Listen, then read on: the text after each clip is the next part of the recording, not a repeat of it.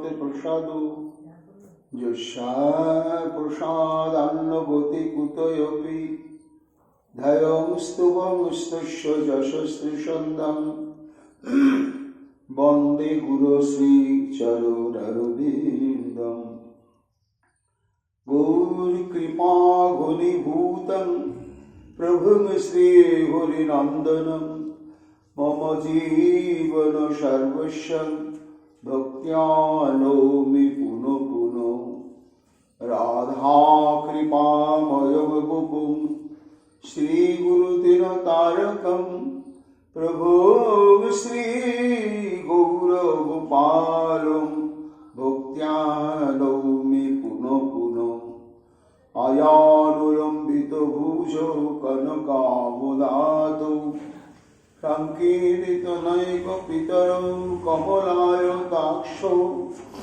বিশ্বাম্ভরৌ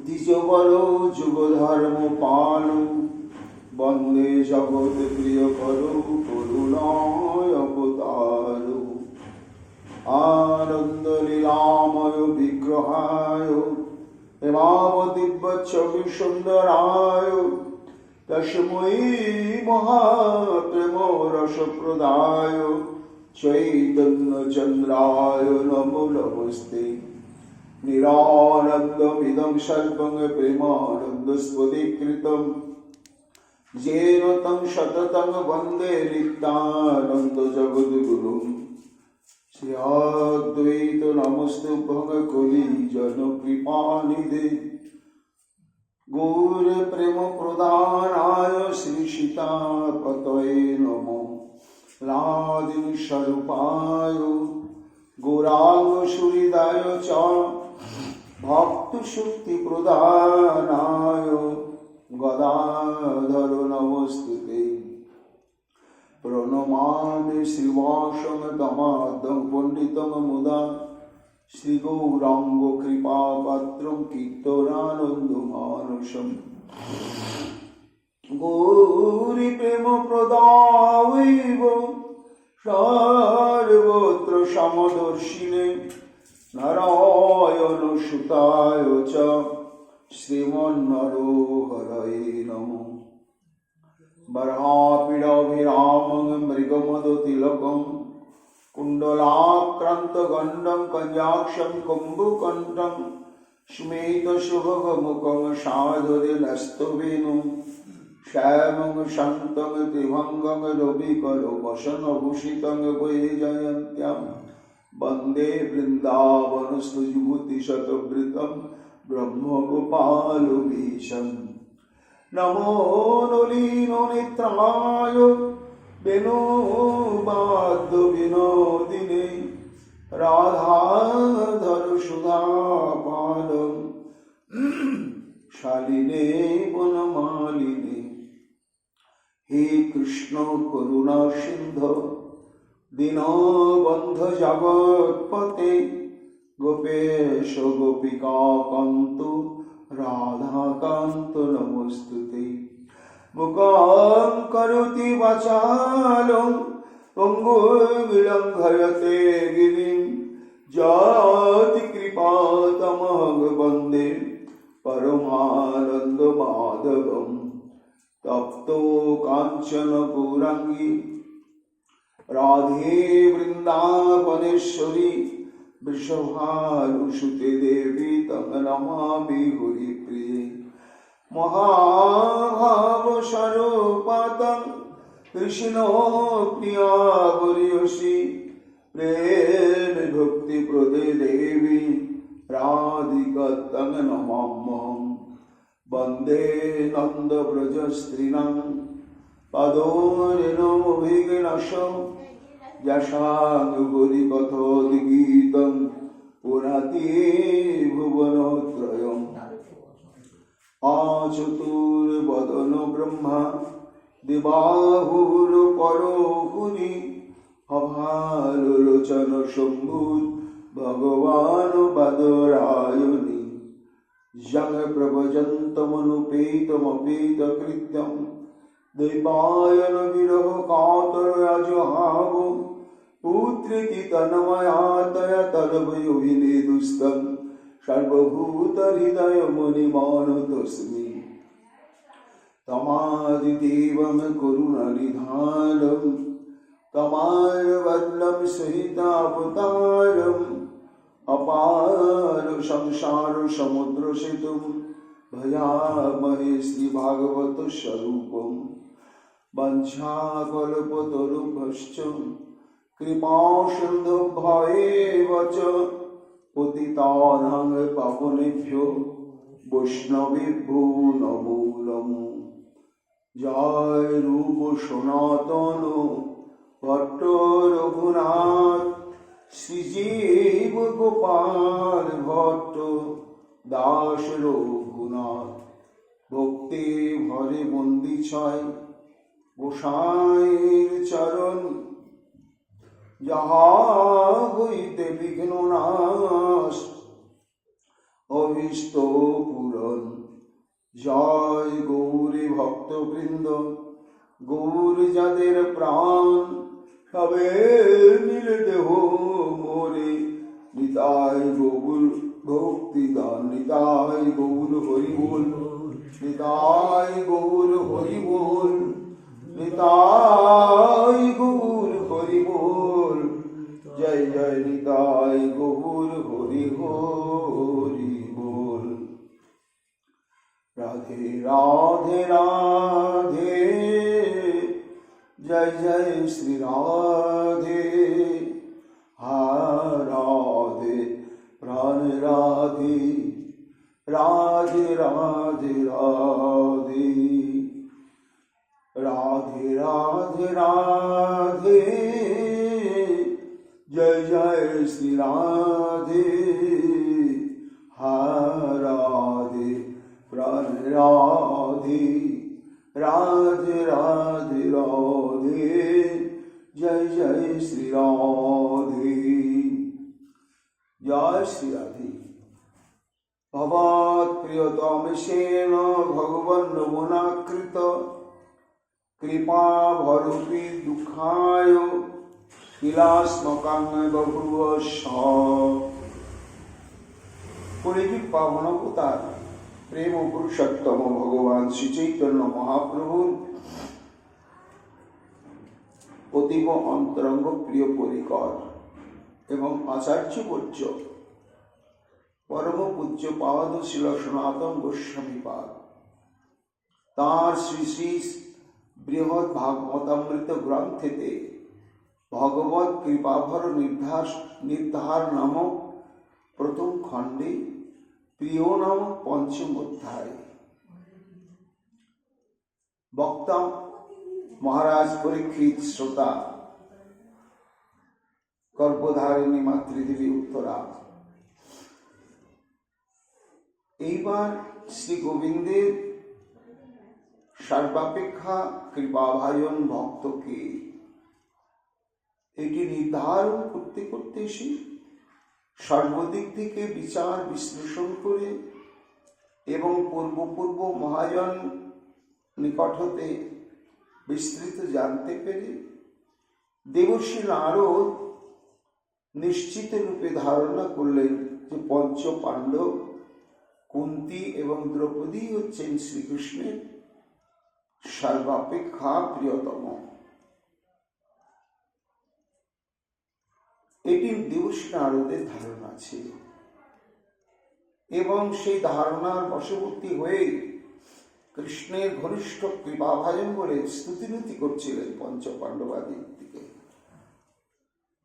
তখন একে একে যুধিষ্ঠির প্রমাণ করে দিলেন যে কৃষ্ণের কৃপা তার প্রতি মোটেও নেই এবং মহাবলশালী ভীমসেন তিনি দেবর্ষি নারদের কাছে বিস্তৃতভাবে ব্যাখ্যা করে বুঝিয়ে দিলেন যে আমি এই ভীমসেন আমার প্রতি কৃষ্ণের কৃপা নেই। সবারই অন্তরে একটাই হাহাকার, সেটি হচ্ছে কৃষ্ণ বিরহের হাহাকার। আজ সবই আছে,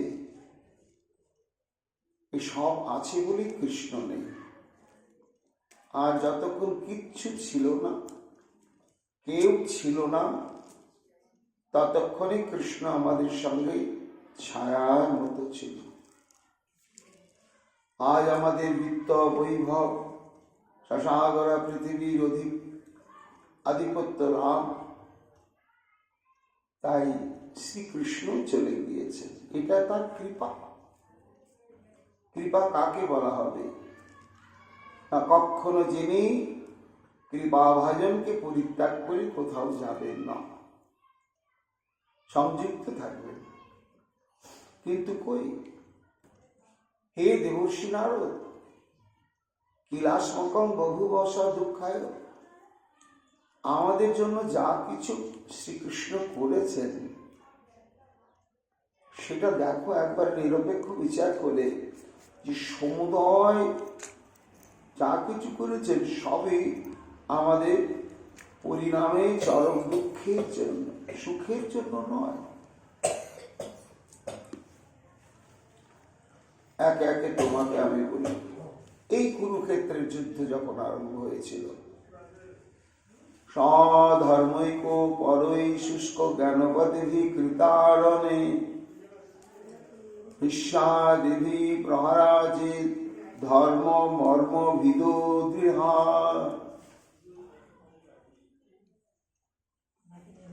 অষ্টম দিন পর্যন্ত কুরুক্ষেত্রের যুদ্ধ।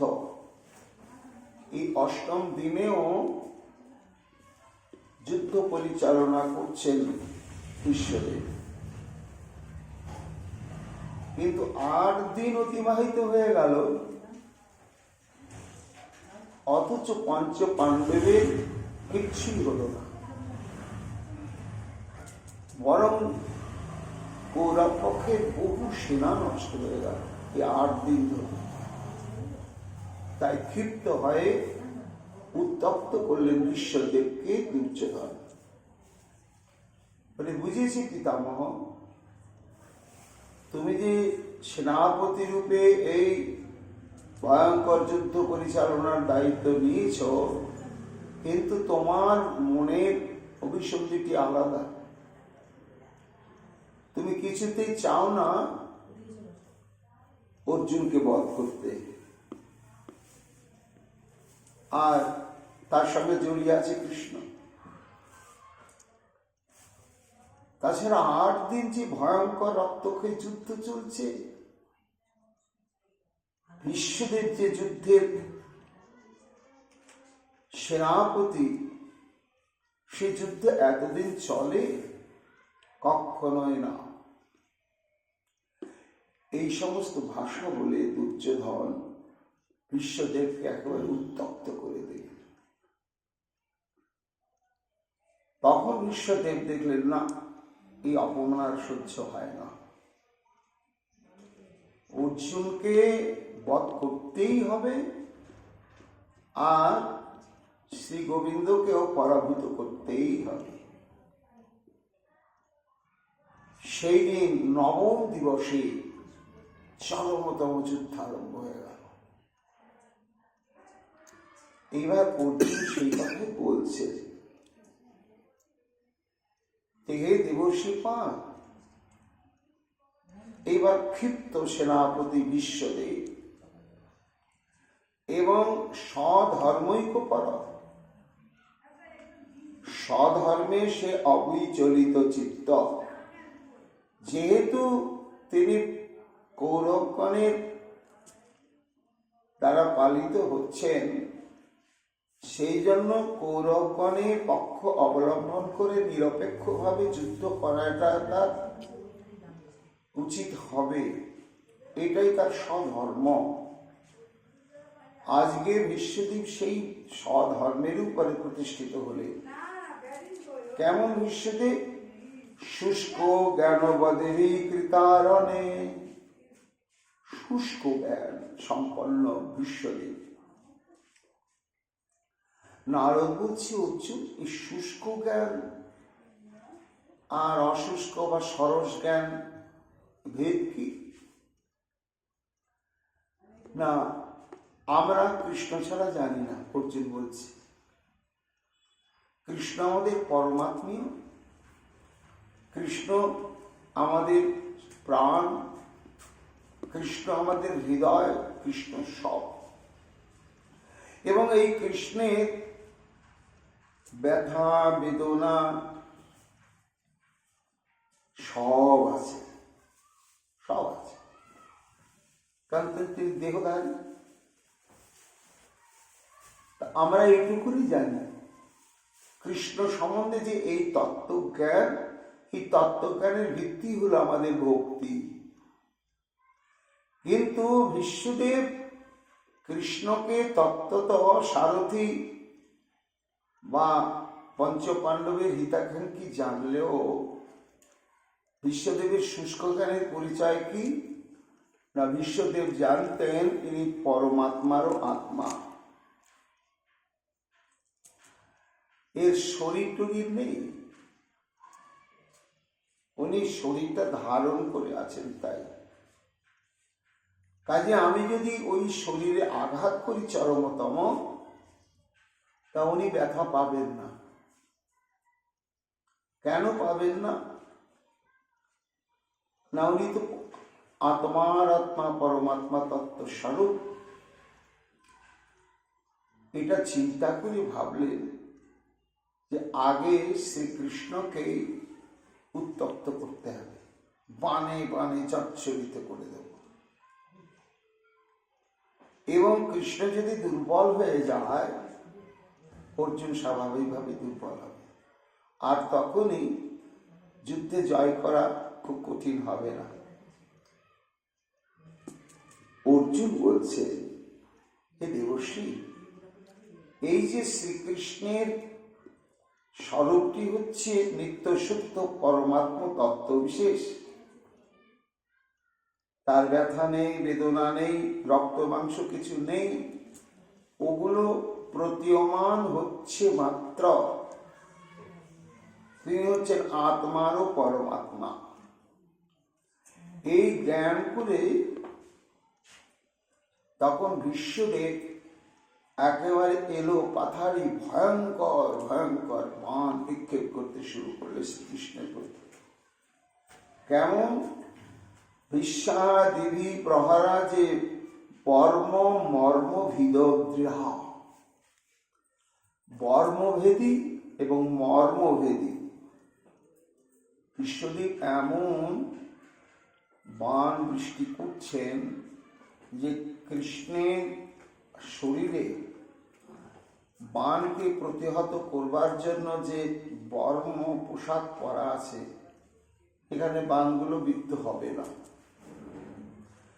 কিন্তু বিশ্বদেবের বাণ এমন দুর্বার ভয়ঙ্কর, দেবর্ষি নারদ সেই দুশ্ছেদ্য দুর্ভেদ্য বর্মকে ভেদ করে কৃষ্ণের অঙ্গে গিয়ে আঘাত করছে।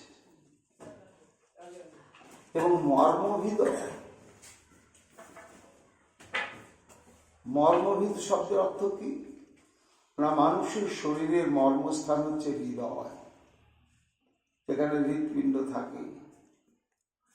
তার নিয়ম হচ্ছে যুদ্ধক্ষেত্রে সেখানে কোনো আঘাত করতে নেই, কিন্তু বিশ্বদেব একেবারে শ্রীকৃষ্ণকেও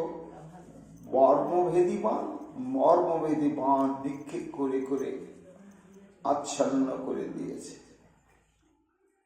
দেবর্ষি নারদ, যুদ্ধ চলতে চলতে এত এত বৃষ্টি হচ্ছে, বাণ কার দিকে লক্ষ্য করে? হঠাৎ আমি শ্রীকৃষ্ণের দিকে তাকিয়ে দেখছি শ্রীকৃষ্ণ একেবারে সারা শরীরটা রক্ত বিন্দুতে আচ্ছন্ন হয়ে গিয়েছে।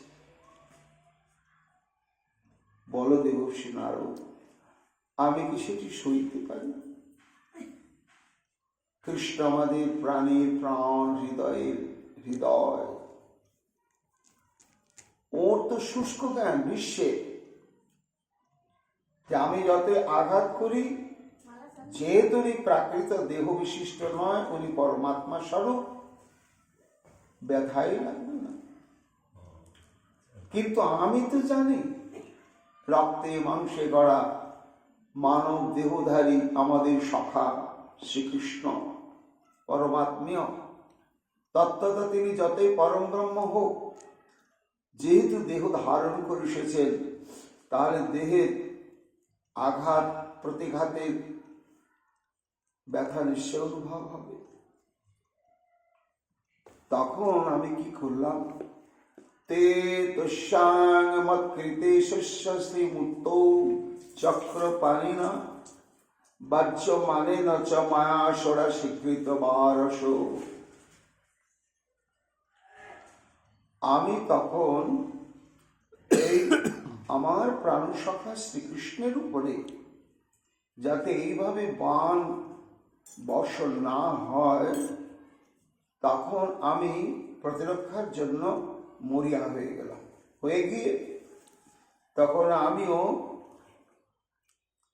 বাণ নিক্ষেপ করতে শুরু করলাম।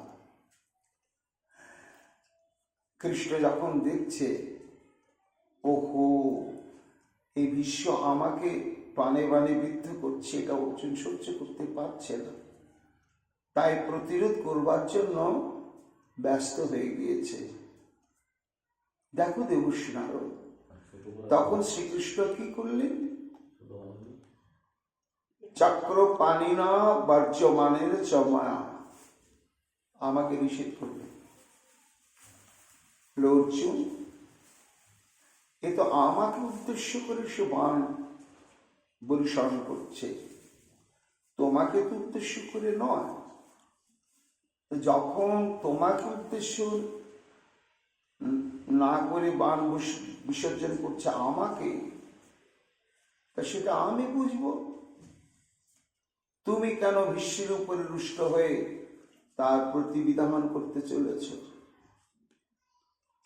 বলো দেবর্ষি নারদ, যে অঙ্গে আমি শুনেছি ওই সমস্ত বৃন্দাবনের গোপী বৃন্দ কুসুমে কোমলাতি কোমল কুসুমে চন্দন লিপ্ত করে যে অঙ্গে চন্দন পরাতে গিয়েও হাত কাঁপে, না জানি অতি কোমল কুসুমের আঘাতে প্রাণবল্লভ প্রাণকান্তে অঙ্গে কত ব্যথা বাজবে। এইরকম কোমলাতি কোমল অঙ্গ আমার সখা শ্রীকৃষ্ণের, আর তার উপরে এইভাবে অজস্র বাণ বর্ষণ হচ্ছে। উনি তো ব্যথায় ব্যথায় জর্জরিত হয়ে গিয়েছেন, আর আমি কি সহ্য করতে পারি? দেবর্ষি নারদ, বলো। যার আত্মা, যার হৃদয়, যার মর্মস্থান সব কৃষ্ণ, সেই কৃষ্ণের এই দশা কি করলে জানো? আমাকে প্রতিরোধ করতে দিলে না, নিজে সমস্ত বাণের আঘাত সব সহ্য করলে। আজ আমার হৃদয় সে কথা ভাবতে গিয়ে কেঁদে ওঠে। সেই স্মৃতি আমি ভুলতে পারিনি দেবর্ষি নারদ। হ্যাঁ, ভাগবত কি বলছে, বিশ্বদেব ইচ্ছাকৃত ভাবেই বাণ বর্ষণ করেছিলেন শ্রীকৃষ্ণের প্রতি। এ কথা যখন তিনি অন্তিম অবস্থায় দেহ রাখতে উদ্যত হয়েছেন, তখন শ্রীকৃষ্ণ সমাগত হয়েছেন। শ্রীকৃষ্ণকে স্তুতি করতে করতে সেই কথা বিশ্বদেব স্বীকার করে নিয়েছিলেন। কি স্বীকার করে নিয়েছিলেন? হে প্রভু, যদি তুরগরজ বিধূম্র বিশ্ব কচ ললিত শ্রম বার্জালং কৃতাস্যে মম নিশিত স্বরে বিবিদ্যমান তচি বিরসৎ কবচে অস্তু কৃষ্ণ আত্মা। একেবারে সরসজ্জায় পড়ে সেই যুদ্ধক্ষেত্রে, কুরুক্ষেত্রের যুদ্ধ শেষ হয়ে যাওয়ার পরে বহুদিন সেই রণাঙ্গনেই সরসজ্জায় পড়েছিলেন বিশ্বদেব। তা বিশ্বদেব বলছেন যে আমি যুদ্ধ করতে করতে প্রভুর দিকে তাকে আমার ভালো লাগছে না। তোমার ওই বেশ বড় ভালোবাসি প্রভু, সুদর্শন চক্র নিয়ে তুমি আছো, কিন্তু এই কি ঘোড়ার লাগাম আর চাবুক হাতে, এ তোমার এই রূপ ভালো লাগছে না। কখন তোমাকে সেই চক্র হাতে দেখব, এইটা আমার বাসনা জাগলো।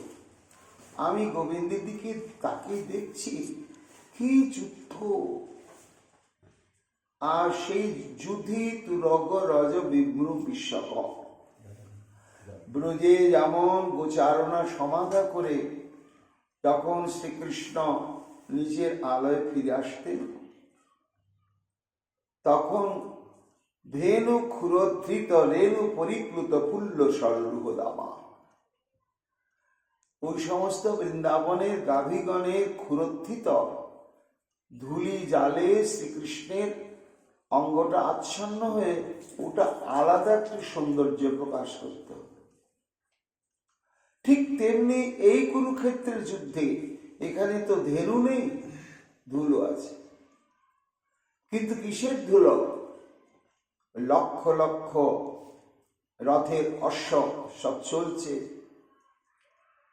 এই যে তুরগ রজ বিভ্রু বিশ্বক, ওই সমস্ত অশ্বগণের ক্ষুরোত্থিত রজকোণায় কচলুলিত শ্রমবাজ্যালঙ্কৃতাস্যে সারথি হয়ে শ্রীকৃষ্ণ রথ পরিচালনা করছেন, আর ওই একেবারে ধুলো আচ্ছন্ন যুদ্ধক্ষেত্রে ধুলো উড়ে উড়ে পড়ছে। কিসের ধুলো? ওই অশ্বের ক্ষুরোত্থিত ধুলো। সেই ধুলোতে আচ্ছন্ন হয়ে আছেন শ্রীকৃষ্ণ। স্তুতির ছলে বলছেন, প্রভু খুব ভালো লাগছিল তোমাকে, কচলুলিত শ্রমবাজ্যমান, তোমার এলোথেলো হয়ে গিয়েছিল সে সুকুঞ্চিত কিশোরাশি, এবং গাটা ঘেমে গিয়ে নীল কমলের মতন তোমার মুখমণ্ডল অপূর্ব অপূর্ব বিন্দু বিন্দু ঘর্ম প্রকাশ করে শোভা বিস্তার করছিল। আমি তখন ভাবলাম, তোমাকে তো পুজো করতে হবে, তা পুজোর ক্ষেত্রটা হচ্ছে যুদ্ধক্ষেত্র। এখানে পুজোর উপচার তো ফুল তুলসী চন্দন হবে না, এখানকার পূজার উপচার হবে বাণ।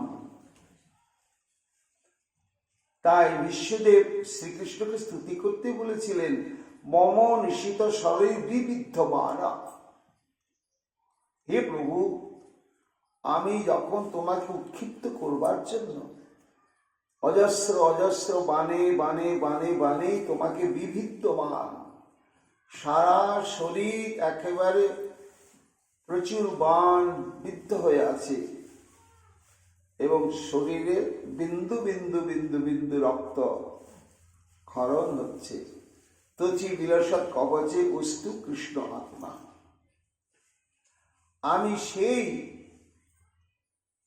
অশ্বক্ষুরোত্থিত ধূলি রাশিতে পরিপ্লুত এবং আমার বানে বানে বিবিদ্ধমান শরীর বিশিষ্ট যে শ্রীকৃষ্ণ, আজকে আমার অন্তিম মুহূর্তে সেই শ্রীকৃষ্ণের অন্তরে, শ্রীকৃষ্ণের চরণে আমি আমাকে উৎসর্গ করছি। তা ওই যে বাণগুলো বিদ্ধ করছে, জানে না কি? এইখানে অর্জুনের বক্তব্য। জেনেও জানে না বিশ্বদেব। কেন জানে না? ও শুষ্ক জ্ঞানী।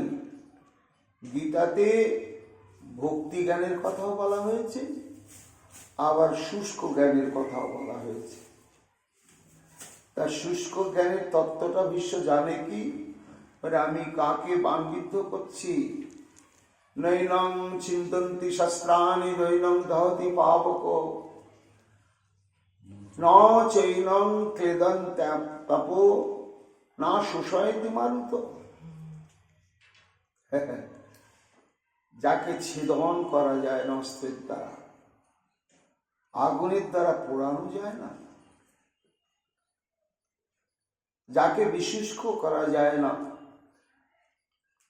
এবং অচ্ছেদ্য অয়ম অদাহ্য অয়ম ক্লেদ্য অশস্য এবচ নিত্য সর্বগত স্থানুরচলং সনাতন। তিনি সেই সনাতন পুরুষ, অদাহ্য অক্লেদ্য অশস্য নিত্য সর্বগত তত্ত্ববিশেষ এবং অব্যক্ত মচৈন্তম অবিকার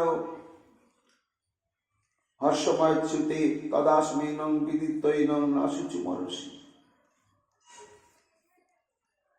এই তত্ত্বটি হচ্ছে শুষ্ক জ্ঞান, যে শ্রীকৃষ্ণ সম্পর্কে যে তার ব্যথা নেই, বেদনা নেই, শরীর নেই, কিছুই নেই, তাকে ছেদন করা যায় না, পোড়ানো যায় না, হত্যা করা যায় না, এই তত্ত্ব বিশেষকে আমি বান্ধিত করছি। এটাই হচ্ছে বিশ্বদেবের শুষ্ক জ্ঞান। সেই জ্ঞানের বশবর্তী হয়ে আনন্দেই সেই আমার প্রাণসখা তার শরীরে বাণবিদ্ধ। বলো তো দেবশ্রী, স্বচক্ষে দেখে আমি কি সেটা সইতে পারি? এই যে অজস্র বাণ তার শরীরটাকে বিদ্ধ করছে এবং ক্ষতস্থান থেকে বিন্দু বিন্দু রক্ত বেরোচ্ছে, এটা বেদনাদায়ক না? বিশ্বনাথ চক্রবর্তী টিকাকার তিনি বলছেন না, এটাও একটা অদ্ভুত গোবিন্দের লীলা বিশেষ।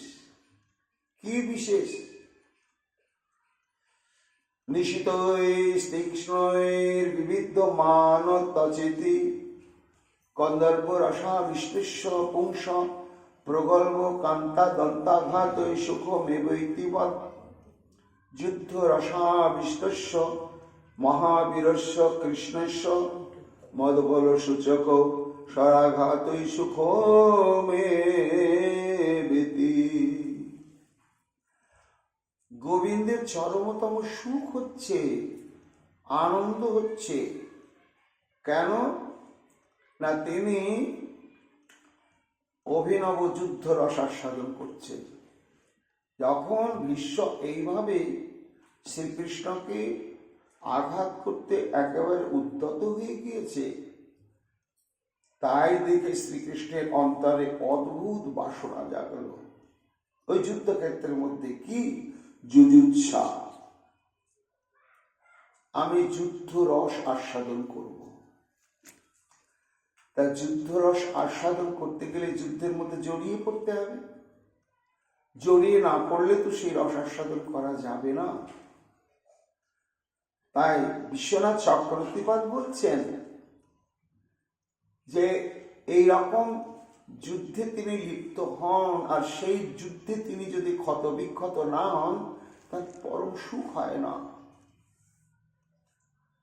তা সেই যুদ্ধে যেমন ক্ষত বিক্ষত হয়ে তবেই তিনি চরম সুখানুভূতির সমুদ্রে নিমজ্জিত হন, আজকে যুদ্ধ রস আস্বাদন ক্ষেত্রে ওই একই ঘাত প্রতিঘাত আঘাত তিনি অঙ্গে ধারণ করে চরম সুখানুভূতি লাভ করছে।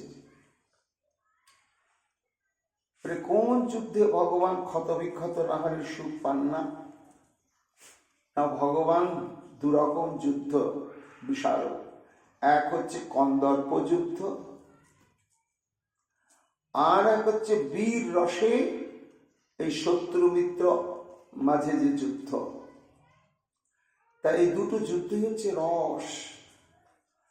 আর এই রসের চরমতম প্রাপ্তি কি না ওই ক্ষত।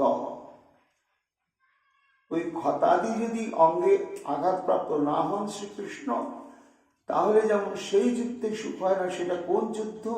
কন্দর্প রসাবিশিষ্ট পুংস। যখন সেই সমস্ত সখীবৃন্দ কৃষ্ণগত প্রাণাগীতার জঙ্গম প্রতিমা, তারা সম্ভোগ রসেই শ্রীকৃষ্ণের আরাধনা করে। তো যখন কোনো লীলা বিশেষে শ্রীকৃষ্ণের সঙ্গে কন্দর্প যুদ্ধ আরম্ভ হয়, তখন সেখানে গোবিন্দের অঙ্গ প্রত্যঙ্গে প্রচুর আঘাতের চিহ্ন প্রকাশ পায়, আর ওই আঘাতের চিহ্নগুলো প্রকাশ না পেলে কৃষ্ণের সুখ হয় না। কি আঘাত? কান্তা দন্তাঘাতই, তীক্ষ্ণ নখের দ্বারা শ্রী গোবিন্দের অঙ্গকে বিবিধ করে দেন নায়িকা বৃন্দ। কেন না, এটা কন্দর্প ক্রীড়ার স্বাভাবিক ধর্ম, এটা আসবেই, আপনা আপনি আসবেই। তেমনি হ্রদখণ্ডন, দন্তাঘাতে শ্রী গোবিন্দের অধর ওষ্ঠ ক্ষত বিক্ষত হয়ে যায়। তো যখন ক্ষত বিক্ষত হয় অধর ওষ্ঠ এবং বক্ষাদি স্থানেতে যখন সেই সব সম্ভোগ রসাবিষ্ট উন্মত্তা নায়িকাগণের নখাদির আঘাতপ্রাপ্ত হন, তখনই শ্রীকৃষ্ণের চরম সুখ হয়। মান অবস্থায় কলন্তরিতা দশায় সে কথায় শ্রীকৃষ্ণ রাধারানীকে বললেন, দোষ যদি আমি তোমার কাছে করে থাকি রাধে, তা আমি তো স্বীকার করছি, আর আমি তো পালিয়ে যাইনি, তোমার অধরা হয়ে তো দূর দূরান্তরে চলে যাইনি, তোমার নাগালের মধ্যেই তোমার চরণের তলেই বসে আছে। যদি মনে করো যে হ্যাঁ আমি ভয়ঙ্কর অপরাধ করে ফেলেছি তোমার কাছে, তাহলে তুমি দণ্ড দাও। ওই দণ্ড পেলে তখন আমার এই অপরাধটা ধুয়ে মুছে যাবে, স্খলন হবে। যদি বলো সেই দণ্ডটা কি, ভুজয় বন্ধনম জনয়রদ খণ্ডনম জেনবা ভবতি সুখজাতম, ঘটয় ভুজ বন্ধনম, তোমার বাহুবল্লরীর দ্বারা আমাকে নিষ্পেষণ করো। আর জনয়রদ খণ্ডনম, তোমার দন্তাঘাতে দন্তাঘাতে আমার অধর ওষ্ঠকে তুমি ক্ষত বিক্ষত করে দাও, এটাই হবে দণ্ড।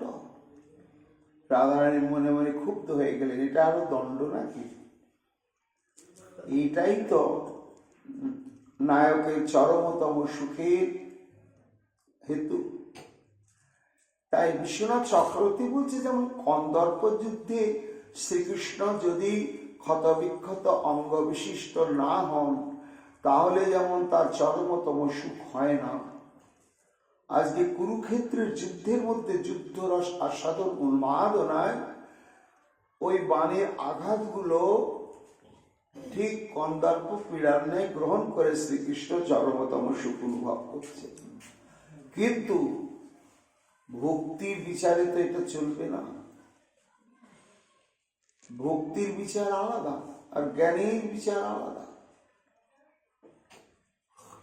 কেমন মানে, আমার মনে পড়ে বহুদিন আগের কথা, কোনো ভক্তের বাড়িতে আমি গিয়েছি, আর সে মাঘ মাসে কনকনে শীত, তা নিত্য সে ঠাকুর সেবা করে। তা দেখছি সিংহাসনের মধ্যে উদাম গায়ে তার ঠাকুর রয়েছে, এবং সেখানে কোনো শীত বস্ত্র নেই, আসনও নেই। আমি তাকে বলছি, হ্যাঁ বাবা, এই কঠিন শীত, একটু ঠাকুরকে ঢাকনাও দাওনি, এত শীত। তখন আমাকে বলছে, বাবা কি বলছেন, কি বলছেন কি? কেন? তাহলে উনি ভগবান কিসের? ওনার কি আবার শীত গ্রীষ্ম আছে নাকি? শীত গ্রীষ্ম থাকলে তো উনি ভগবান না, ওনার আবার শীত গ্রীষ্ম। ভক্ত ঠাকুর সেবা করে, এরই নাম হচ্ছে শুষ্ক জ্ঞান। কিন্তু ভক্তির বিচার তো আলাদা। তাই বলছেন অর্জুন যে দেখো দেবর্ষি নারদ, আমি সেটা মেনে নিতে পারিনি। যতই তার সুখ, ওটা আমার কাছে বেদনারই হেতু হয়ে রয়েছে। তন্মে চিন্তয়তোদ্যাপি হৃদয় নপসর্পতি দুঃশল্য মত ব্রহ্মণ সুকর্মে জায়তাং কথম। ওই কুরুক্ষেত্রের যুদ্ধে যেদিন প্রাণসখা শ্রীকৃষ্ণ বিশ্বদেবের বাণে বাণে এই দশা প্রাপ্ত হয়েছিলেন, আমি সেখানে তার নিকটেই রয়েছি।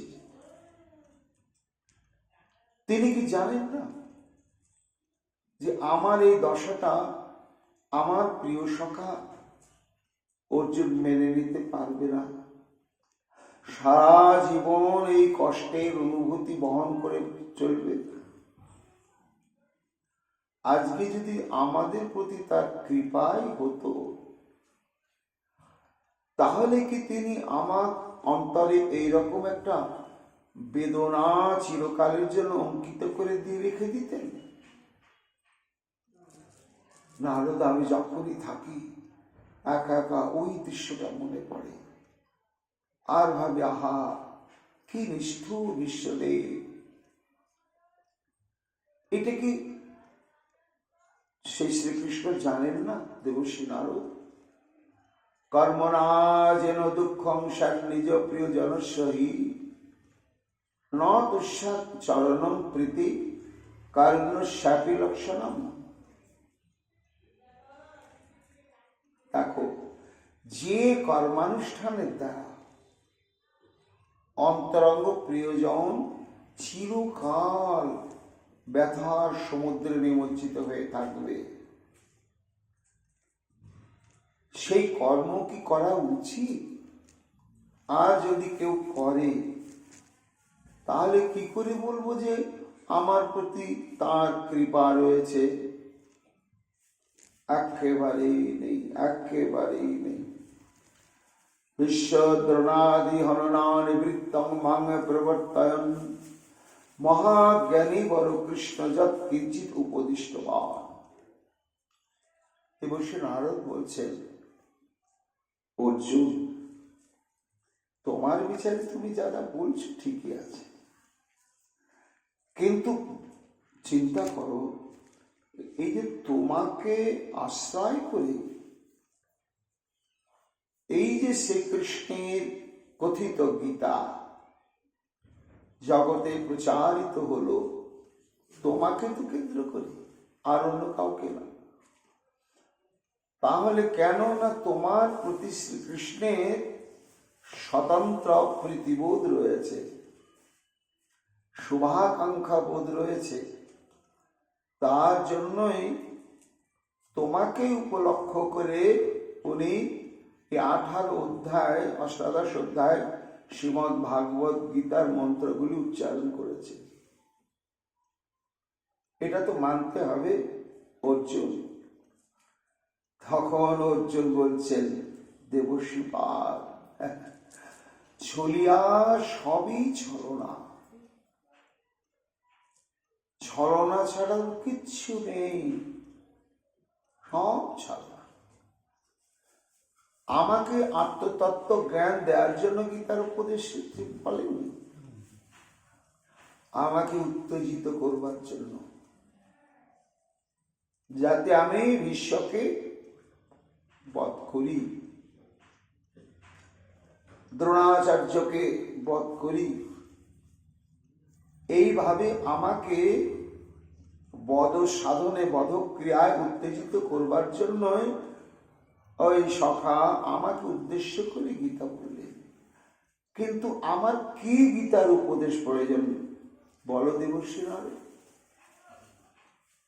আমার কি কোনো প্রয়োজন আছে? যে কিবা দিবা কিবা নিশি, প্রতি ক্ষণে ক্ষণে, মুহূর্তে মুহূর্তে যে কৃষ্ণকে ভুলতে পারে না, চেষ্টা করেও তাকে কর্মযোগের শিক্ষা, জ্ঞান যোগের শিক্ষা, সন্ন্যাস যোগের শিক্ষা, বিভূতি যোগের কীর্তন কি দরকার, কি দরকার? সে ভগবান, ভগবান হয়ে থাকুন, আমি আমার নিভৃত হৃদয়ের মর্মস্থানেতে আমি জানি অর্জুন, এই অর্জুনের অতীব প্রিয়তম সখাই হচ্ছে কৃষ্ণ। এর চাইতে আমি বেশি তত্ত্ব জানতে চাই না। কেন? যখনই আমি বিশ্বদেবের মতন শ্রীকৃষ্ণকে ভাবব, তার জন্ম নেই, তার মৃত্যু নেই, তার শোক নেই, মোহ নেই, তাকে কর্তন করা যায় না, পোড়ানো যায় না, তার প্রতি আমার যে প্রেম শুকিয়ে যাবে, আর ওই প্রেম থাকবে না দেবশ্রী নারদ। কাজেই ওই শুষ্ক ব্রহ্ম জ্ঞানের চাইতে আমার কাছে কৃষ্ণ বিষয়ক প্রেম তত্ত্বের জ্ঞানই হচ্ছে খুব গুরুত্বপূর্ণ। তাই আমার কোনো উপকার লাগেনি এই গীতা শাস্ত্র, তবে হ্যাঁ, আমি যে প্রকৃত তাঁর আপনজন নয়, এটা গীতার ব্যক্ত করাতেই তা প্রমাণ হয়েছে। যদি বলো কিভাবে প্রমাণ হয়েছে, না, আমাকে উপলক্ষ করে বলা হলো, ওইখানেই শেষ। এই 18টা অধ্যায় যে সমস্ত উপদেশের কথা বলা হয়েছে, আমার জীবনে তার কি কোনো প্রয়োজন ছিল? না, আছে। তাই বললেন কেন?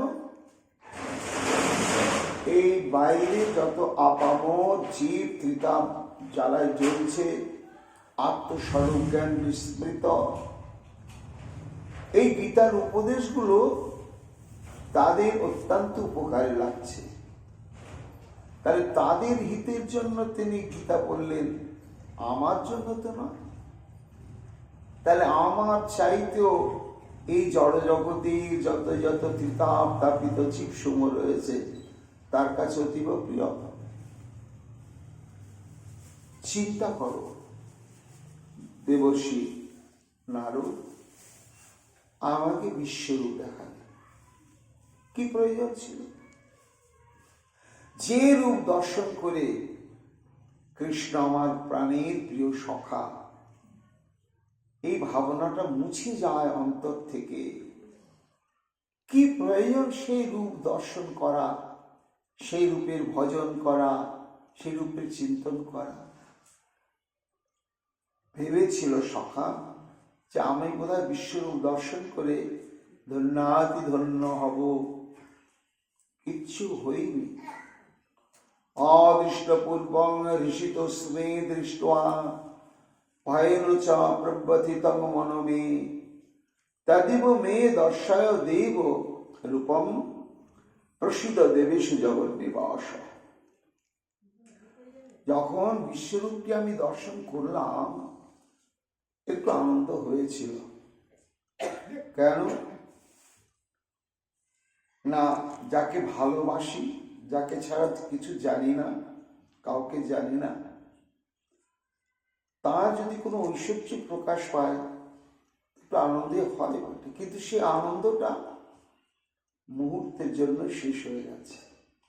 অদৃষ্টপূর্বং ঋষিতস্মি দৃष्ट्वा, এই বিশ্বরূপ এর আগে কেউ দেখেনি, এর পরেও দেখবে বলে কোনো নিশ্চয়তা নেই দেবর্ষি নারদ। তা যা অদৃষ্টপূর্ব, কখনো দেখা যায়নি এবং যাবে না, সেই বিশ্বরূপ উনি আমাকে দর্শন করালেন। আমি এক মুহূর্তের জন্য ঋষিতস্মি একটু আনন্দ লাভ করেছিলাম বটে, কিন্তু মুহূর্তের মধ্যে ভয়েন চ প্রব্যথিতং মনমে, আমার ভেতরে এমন ভয় এসে গেল, সেই ভয়ের প্রভাবে আমি বিহ্বল অন্তর হয়ে গেলাম। কি বললাম, সখা সখা, তোমার এই ভয়ঙ্কর এই বিশ্বরূপ তুমি সম্বরণ করো, আমি সহ্য করতে পারছি না, ভয়ে আমার সমস্ত শরীর আতঙ্কিত হয়ে উঠছে। এ কি, তুমি সম্বরণ করো। তদেব মে দর্শয় দেবরূপম, আমার প্রতি তুমি প্রসন্ন হও। হে জগন্নিবাস, হে দেবেশ, আমার প্রতি তুমি প্রসন্ন হও। কি প্রসন্ন? না তোমার ওই পূর্বের যে মূর্তিখানা, নয়নবিরাম মূর্তি, সেই মূর্তিটাই তুমি প্রকাশ করো। আমার এই বিশ্বরূপ মূর্তিতে কোনো প্রয়োজন নেই।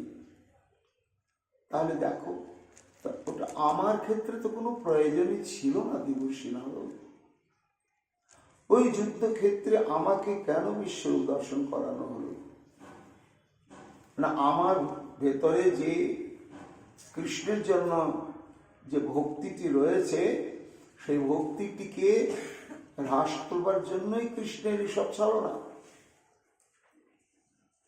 তাৎপর্যস্য বিচারেণ কৃতেনাপি ন তৎসুখম কিঞ্চিৎ করতু তামুষ্য বঞ্চনাং কিল বোধনা।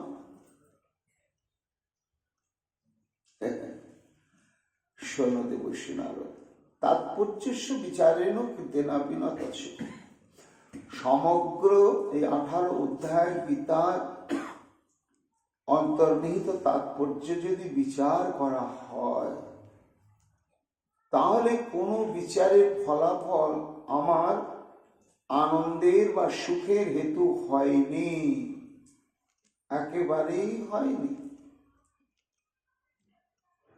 এবং এই সমস্ত উপদেশ কি হয়? বঞ্চনাঙ্কিল বোধনা। ওটা কৃষ্ণের আমার প্রতি বঞ্চনায় যেন প্রমাণিত হয়। যদি বল দেবর্ষী নারদ কি আমাকে বলছি কি না, মন্মনা ভব মোদ ভক্ত মজ্জাজি মাং নমস্কুরু। বাহ, আমাকে বলছে মন মনা ভব, অর্থাৎ তোমার মন আর আমার মন একাকার করে নাও। তোমার এই মনের মধ্যে যেন আমি ছাড়া কিছু বা কেউ না থাকে, আর আমার মনের মধ্যে তুমি ছাড়া যেন কেউ বা কিছু না থাকে। কাকে বলছে? আমরা তো চেষ্টা করেও কৃষ্ণকে ভুলতে পারি না। এক মুহূর্তের জন্য শ্রীকৃষ্ণকে ভুলতে পারি না, শত শত চেষ্টা করেও। জড় জাগতিক চিন্তা ভাবনা অনেক করি একটু ভুলে থাকার জন্য, কিন্তু সবই বৃথা। তো যাকে সর্বক্ষণ মন থেকে বের করতেই পারি না, মনের মধ্যে চিরকালের জন্য স্থায়ী আসন পেতে যিনি বর্তমান রয়েছেন, তাকে আবার বলছে মনমনা ভব। তুমি আমার মন আর তোমার মন একাকার করো, এটা প্রতারণা না দেবর্ষী? আবার মোদ ভক্ত, ভক্ত কাকে বলে? যিনি শ্রীকৃষ্ণের সেবা তৎপর সর্বক্ষণের জন্য। ভজধাতু সেবায় পরিকীর্তিত। তাহলে মোদ ভক্ত মানে যিনি কৃষ্ণের প্রীত্যার্থে সর্বক্ষণ কর্মতৎপর থাকেন, তাকে ভক্ত বলা হয়। আমাকে বলছেন মোদ ভক্ত ভব, তুমি আমার ভক্ত হও। কি হব? এই হাত কৃষ্ণের উদ্দেশ্য ছাড়া কোনো কর্ম করতে জানে না। এই আমাদের চরণ, আমাদের পা কৃষ্ণের সঙ্গ ব্যতিরেকে আর কোথাও যেতে জানে না। আমাদের বাক শক্তি কৃষ্ণ কথা প্রসঙ্গ ছাড়া কিছু বলতে জানে না। আমাদের চিত্তবৃত্তি কৃষ্ণের চিন্তন ছাড়া কিছুই জানে না। এটা আমরা জপ, ধ্যান, প্রাণায়াম, সাধন ভজন করে পাইনি দেবর্ষী নারদ। এটা জন্মসূত্রেই পেয়েছি। যেদিন শ্রীকৃষ্ণকে প্রথম দেখেছি, সেই দিন থেকেই সেই দশা প্রাপ্ত হয়েছে। তাকে বলছে মদভক্ত। আবার মনমনাভাব মদভক্ত মজ্জাজি, অর্থাৎ আমাকে পূজা কর। তো যার সর্বাত্মক প্রীতিবিধান সেবায় আমাদের একমাত্র কর্তব্য, তাকে আবার পুজোর জন্য বলা হচ্ছে মাং নমস্কুরু। শেষে কিনা বললেন 4টি উপদেশ। চতুর্থ উপদেশ হচ্ছে এই মাং নমস্কুরু, নিত্য আমাকে প্রণাম করবে এবং বন্দনা করবে। আমাদের যে মস্তক ওই কৃষ্ণ চরণ ব্যতিরিক্ত আর কোথাও ভুলুণ্ঠিত হতে পারে না, হয় না। তাকে আবার কি মাং নমস্কুরু। এই জন্য গীতার যে উপদেশগুলো আমাকে দেওয়া হয়েছিল, ওটা কৃষ্ণের চরমতম ছলনা ছাড়া কিচ্ছু নয়। দেবশ্রী একেবারে ছলনা। হ্যাঁ, সাধারণ মানুষের উপকার হয়েছে। বিশ্বস্তস্য দৃঢ়ং সাক্ষাৎ প্রাপ্তস্তং মম প্রিয়ম মহামনোহরাৎ কারান্ন পরম ব্রহ্মণ পরম। তার প্রতি আমাদের এই যে মমত্ববোধের হেতু কি? যত ছলিয়া হোক আর যাই হোক, সদা সর্বদা শুদ্ধ নিরুপাধিক। এই যে ভক্তের প্রতি তিনি কৃতজ্ঞতা প্রকাশ করে থাকেন, তার মধ্যে ভগবানের কোনো স্বার্থ বন্ধ নেই যে এই স্বার্থের জন্য তিনি ভক্তকে বিপদ থেকে উদ্ধার করছেন, ভক্তকে কৃপা করছেন, তা নয়। তার যে কৃপা হচ্ছে শুদ্ধ নিরুপাধিক এবং সত্য প্রতিজ্ঞে। এটা আমরা মনে প্রাণে জানি, আর জানি বলে ওই গীতার উপদেশের কোনো প্রয়োজন নেই। কি জানি? দ্বিতীয়, তিনি সত্য প্রতিজ্ঞ। যা প্রতিজ্ঞা করেন, যা প্রতিশ্রুতি দেন, সেটি কখনো তিনি না করে থাকতে পারেন না। এটা আমরা মনে প্রাণে জানি। তারপরে তৃতীয় হচ্ছে কি? সন্মিত্র বর্জ্য। জগতে যত বন্ধু রয়েছে,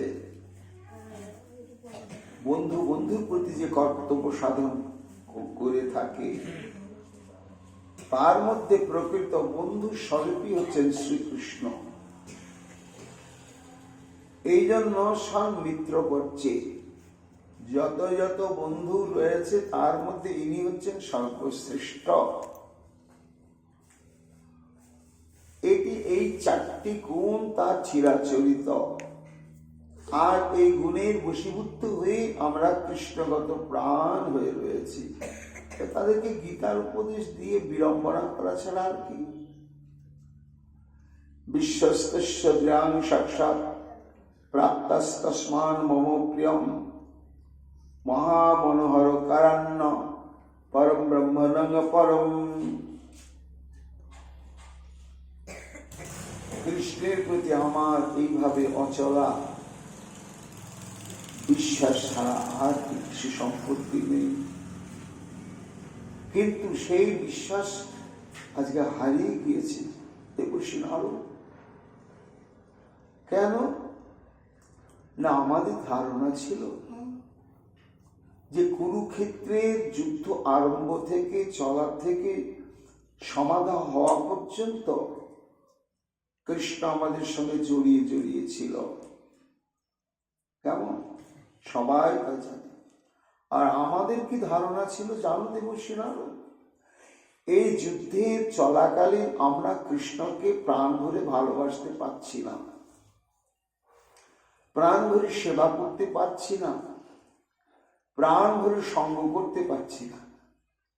তাই যুদ্ধ যখন শেষ হয়ে যাবে, আমাদের যখন ব্যস্ততা থাকবে না, তখন নিশ্চয় শ্রীকৃষ্ণ আমাদের প্রেমের মর্যাদা রক্ষা করার জন্য চিরকাল আমাদের সঙ্গেই থেকে যাবে। তখন এই যুদ্ধ আরম্ভ থেকে যুদ্ধ সমাপ্তি পর্যন্ত যে ব্যস্ততায় আমরা প্রাণ ভরে শ্রীকৃষ্ণের সেবা করতে পারিনি, প্রাণ ভরে ভালোবাসতে পারিনি, এই যুদ্ধ সমাধা হয়ে গেলে আর আমাদের কোনো উদ্বিগ্ন থাকবে না, নিরুদ্বিগ্নে চিত্তে আমরা প্রাণ ভরে কৃষ্ণের সেবা করব। এটা আমাদের, বিশেষত আমার ছিল বদ্ধমূল ধারণা। কেন উনি বারবার প্রমাণ করে দিয়েছে যে অর্জুন, তোমাদের 5টি ভাইয়ের মধ্যে একমাত্র তুমি আমার অত্যন্ত প্রিয়তম, আর অতখানি কেউ নয়। কিন্তু সে কি বোঝে না? দেবশ্রী নারদ আজকে কৃষ্ণ শূন্য হস্তিনাপুর, চাঁদের বাজার বসত। কৃষ্ণ যতদিন এই হস্তিনাপুরে ছিল, সারা পৃথিবীর যত রাজর্ষি, দেবর্ষি, মহর্ষি বৃন্দ, কত মনি ঋষি, তারা অনর্গল যাতায়াত করত। কেন? কৃষ্ণ আছে, কৃষ্ণ দর্শনের জন্য, কৃষ্ণ সান্নিধ্য পাওয়ার জন্য। কিন্তু যখন এই কৃষ্ণ কুরুক্ষেত্রের যুদ্ধ সমাধা করে আমাদের হাতে রাজ্যপাট তুলে দিয়ে চলে গেলেন, আর চাঁদের বাজার বসে না, আর কোন সাধুগুরু বৈষ্ণব আসে না। তাহলে বলো কি করে তার কৃপা? এটা তো কৃপার চিহ্ন নয়। পরীক্ষিত বলছেন, মা বলতে বলতে অর্জুন আর ভারসাম্য রাখতে পারলেন না, হা কৃষ্ণ বলে হাও হাও করে কাঁদতে শুরু করে। এইভাবে যুধিষ্ঠির, ভীম এবং অর্জুন তারা দেবশ্রী নারদের কাছে প্রমাণ করে দিলেন যে বিন্দুমাত্র কৃষ্ণের কৃপা তাদের প্রতি নেই। এইবার শেষ 2 ভাই, এরা যমজ, নকুল আর সহদেব, তারা তখন কথা বলতে লাগবে। দেখছে অর্জুন আর যখন কিছু বলতে পারছে না, তখন যার বিপদ গণত ধৈর্যং বৈরী বর্গ বিনাশনম অশ্বমেধাদি চাস্মাকম শ্রীকৃষ্ণ সমপাদয় যাচ্ছে তেন যশোরাজ্যম পুণ্যাদ্দপ্য অন্য দুর্লভম বেতনত ভগবস্তেন নাস্য মন্নামহে কৃপাম। কান্তে কান্তে নকুল এবং সহদেব বললেন, হে দেবশ্রী নারদ, আপনি আমাদের সৌভাগ্যের প্রশংসা করছেন, শ্রেষ্ঠ কৃপাভাজন শ্রীকৃষ্ণের বলে ঘোষণা করছেন, কোথায় তার বিন্দুমাত্র কৃপার নিদর্শন আমাদের মধ্যে দেখলেন? এই যে রাজসূয় যজ্ঞ, অশ্বমেধ যজ্ঞাদি, এইসব সুসম্পন্ন করে দিয়েছেন শ্রীকৃষ্ণ, এটা ঠিক। কিন্তু রাজ্য দিয়েছেন, যশ দিয়েছেন, আমাদের পুণ্য বিস্তার করেছেন জগতে, কিন্তু এই সমস্ত একটাও তার কৃপার নিদর্শন নয়। কেন না, পৃথিবীর বুকে যত সৎ কর্ম অনুষ্ঠান রয়েছে, সেটা যদি প্রকৃত সৎ কর্ম অনুষ্ঠান হয়, তাহলে তার ফলশ্রুতি কি না, কৃষ্ণ সঙ্গ প্রাপ্তি। সমস্ত যজ্ঞানুষ্ঠান, কর্মানুষ্ঠানের চরমতম ফলশ্রুতি হচ্ছে কৃষ্ণ আত্মসমর্পণ, কৃষ্ণ সান্নিধ্য। আজকে আমরা এই সমস্ত সৎকর্মের অনুষ্ঠান করার পরে কৃষ্ণ হারা। তাহলে কি করে তার আমাদের প্রতি কৃপা হল? ন অশ্য মন্নামহে কৃপা, বিন্দু মাত্র কৃপা। তবে একটা জায়গায় আমরা একটুখানি নিজেদের ধন্য মনে করেছিলাম, সেটি হচ্ছে রাজসূয় যজ্ঞের প্রারম্ভের কালে যে অগ্রপূজাকে পাবে, এটা যে আমি ঘোষণা করেছিলাম এবং সেই দিন সর্বজন বিদিত ভাবে শ্রেষ্ঠ পুরুষ রূপে শ্রীকৃষ্ণকে আরাধনা করা হয়েছিল। আমাদেরকে যে অগ্র পূজা করাবার জন্য যে অনুপ্রেরণাটা অন্তরে জাগিয়েছিলেন, এটাই তার একটুখানি কৃপা, এছাড়া আর কোনো কৃপা নেই। অধুনা বঞ্চিতাস্তেন বয়ং জীবাম তৎকথম তদ্দর্শনমপি ব্রহ্মণ জন্ম অভূত দিদুঃখটম। পরীক্ষিত বলছেন, মা, কৃষ্ণ বিরহে কান্তি কান্তি নকুল এবং সহদেব শুধু হাহাকার করে বলতে লাগলেন, বঞ্চিতাস্তেন বঞ্চিতাস্তেন বয়ং জীবাম তৎকথম। মৎস্য যেমন জল থেকে তুললে আর বাঁচে না, মনে ফণির মাথার থেকে মনেকে সরিয়ে নিলে যেমন ফণি বাঁচে না, তেমনি আমাদের প্রাণের প্রাণের প্রাণ শ্রীকৃষ্ণ, সেই কৃষ্ণের সঙ্গ দর্শন থেকে বহুকাল আমরা বঞ্চিত রয়েছি। তা যদি আমাদের প্রতি তার হৃদয় নিংড়ানো কৃপাই থাকত,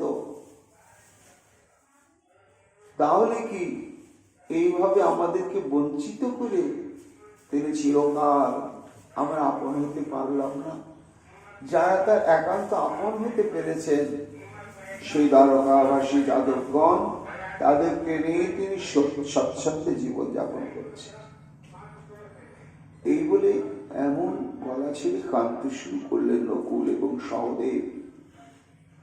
পরিবেশটা কিন্তু একটা শোকাবহ পরিবেশ সৃষ্টি হল। একদিকে কাঁদছেন যুধিষ্ঠির, ভীম, অর্জুন, নকুল, সহদেব। এই তাদের কান্না আর মন্তব্য বক্তব্য শুনতে শুনতে দ্রৌপদী একেবারে ভেঙে পড়লেন। ভেঙে পড়ে হাহাকার করে আক্ষেপ করতে শুরু করলেন দেবর্ষি নারদের কাছে, যে আমাদের মধ্যে কে তার কৃপা ভাজন। এই বলে দ্রৌপদীর যে আক্ষেপ, কতখানি শ্রীকৃষ্ণের প্রিয়ত্ব অর্জন করেও আজকে কৃষ্ণ দর্শন সঙ্গ থেকে বঞ্চিত হয়ে রয়েছেন, এই সমস্ত প্রসঙ্গ আগামীকাল আমরা শ্রবণ কীর্তন করব। এখন তার মতো বৃহৎ ভাগবত আমৃতের প্রসঙ্গ আমাদের এখানে বিশ্রাম করছে।